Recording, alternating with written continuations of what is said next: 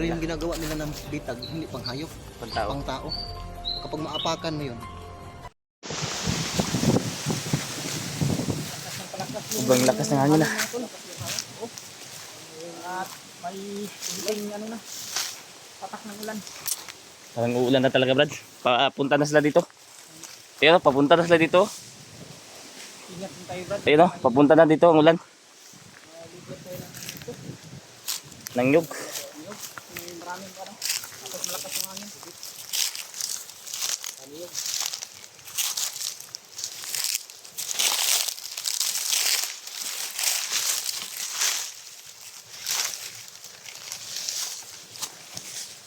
Kasi mo na, Brad.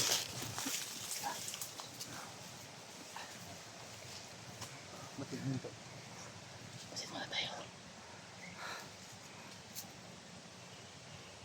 May narinig akong mga ano, yapak. Sa malayo. Biglang uminit yung espada ko. May nararamdaman si Dragkilaw na. Si Dragkilaw lang sa ngayon Yun. May ano ngayon. Ganyan.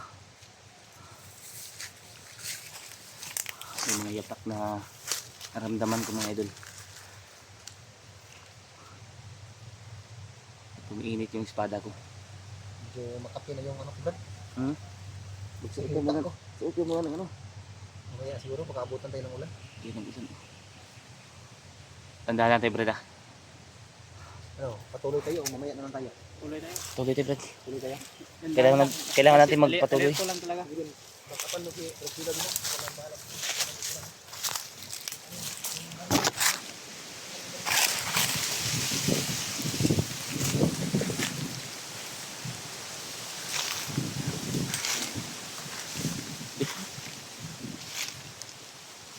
Ingat kayo sa nyuga.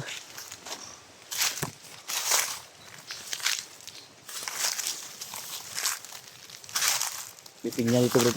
Pinyo. Pinyo. Ilaw pa, no? Pwede na yan. Ha? Pwede na yan. Di pa yan pwede. Ilaw pa yan. May ano, Brad? May busis, Brad, sa malayo, Brad. Sumisigaw ba? Sumisigaw ba? Upaw, upaw. Hindi. Ha? Parang hindi siupaw yung... Di, upaw. Hindi. Hindi upaw. Kalbo. Kalbo. Parang sinaw. Eh, ano yun? Yung ano ba, yung ibon Langgam ba, yung... malaki? Piyaw! Ito ano ba? Ganyan. Yung malaki na ibon. Itong wow! Ano ba? Oh, wahaw. Wahaw. Wahaw na ibon. Bahaw. Kung pakinggan nyo, parang ano ba?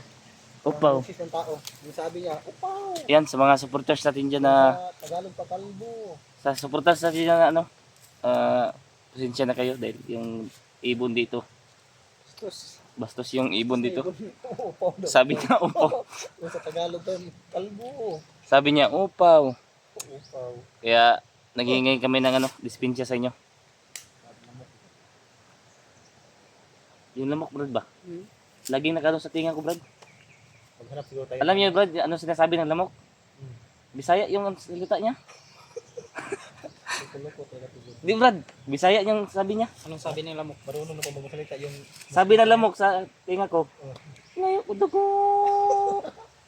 Hingi daw siyang dugo daw. Wakwak eh. Tarantado ang mga lamok dito. Pati lamok gusto kami kainin.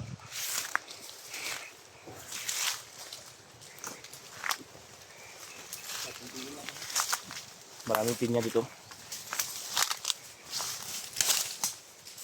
Ito yung ginagawang ano, Brad, no? Pineapple. Pineapple juice. Ginagawang pineapple yan. Yung pinya. Yung pineapple. Ano yung may mas malaki pa dito, Brad? Pine ano yun? Pine tree pala yun. Pine tree. Yung pine tree nyo.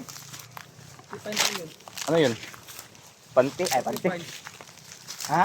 Porcupine. Ay. Nandito na yung ulam. Paligpit na. Talaga, Brad. Bumagsak na talaga yung ulan, Brad.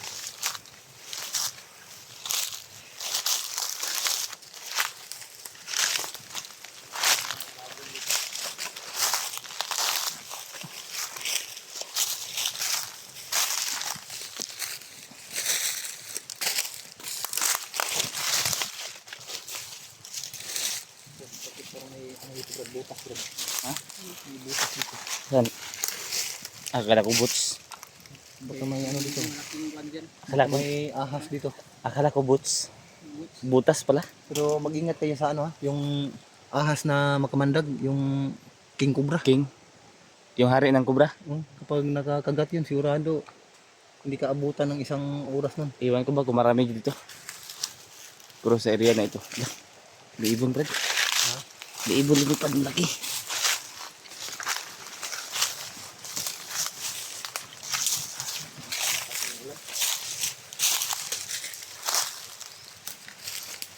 Yan, mga idol, bumuhos na talaga yung ulan. Ulan talaga nga ito. Hindi talaga buhay kayo banda bro para makapag ano kayo, mag-aabutan kayo ng ulan, makapagpasilong kayo agad. Diba? Wala na, bumuhos na talaga yung ulan mga idol. Kailangan ng ano, masisilungan. Yung cellphone ko bawal na basa.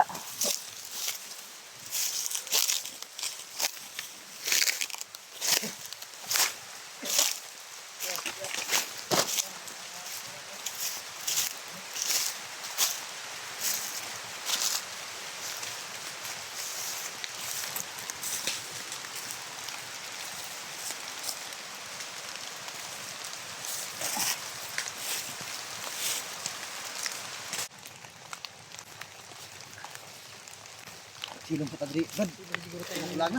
Silong sa kasilong.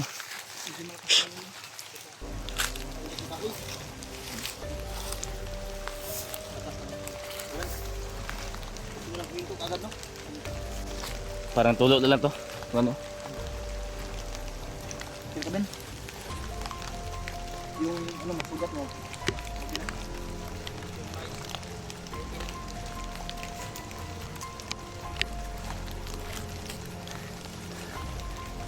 Tingnan mo cellphone ko.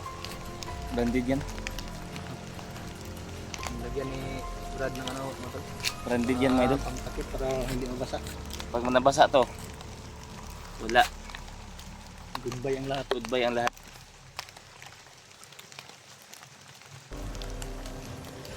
Sabi na. Pahinga muna tayo sandali dito. Mamaya na tayo alis kapag tigil na talaga itong ulan kasi delikado yung cellphone sa ulan.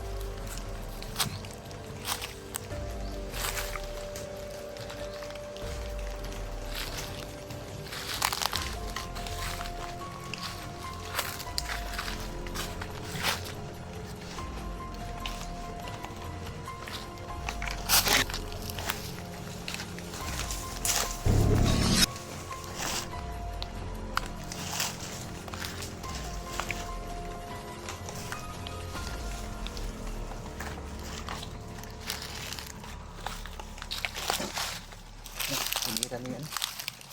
Pagkilaw.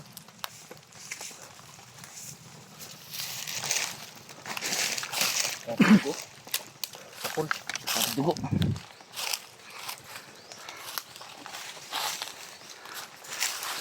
Sini tayo kabanta. Kasi muna tayo baka may samahan tayo dito. Ha? Brad? Itapon ko ba brad ha? Ha? Brad? Itapon ko muna brad ha? Lagyan yung ilalim ng damuhan para hindi makita kung kaling namin nakasama.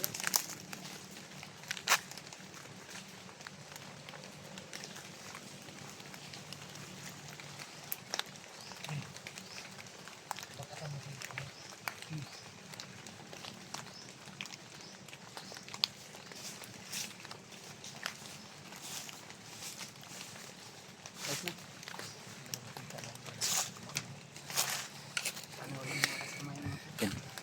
Ha?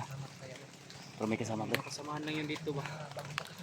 May mga bagong bakas dito. Itong dinaanan niya.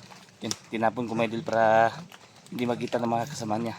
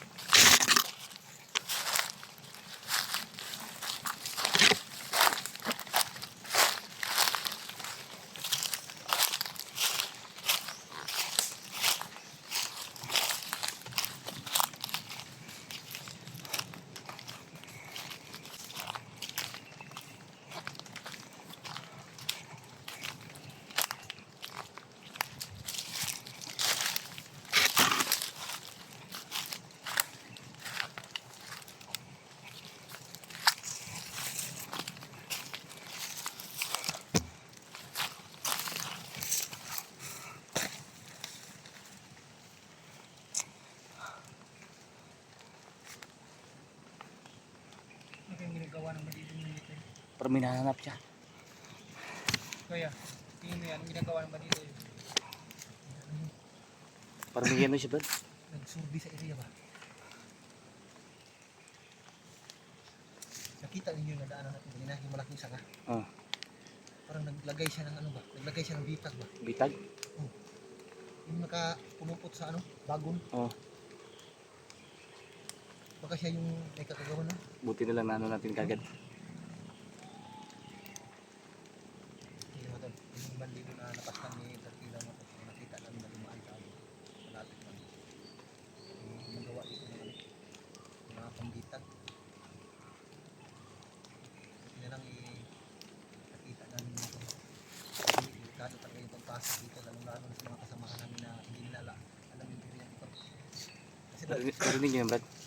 kapag mahuli tayo sa bitag nila, yung ginagawa nilang ano ba, yung pangbitag ng ano, Bitag nila. yung ginagawa bitaw ng kadalasan sa atin, yung mga katutubo natin na manghuli ng mga hayop, mga lamang gubat, gumagawa sila ng bitag. Pero sila iba sa Pero kanila. yung ginagawa nila ng bitag, hindi pang hayop, Pantao. pang tao.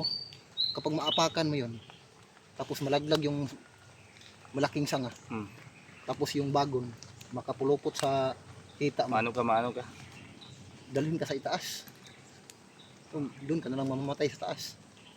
Kulang makakita sa'yo, patay ka talaga. Kung mag-isa ka, wala kang kasama.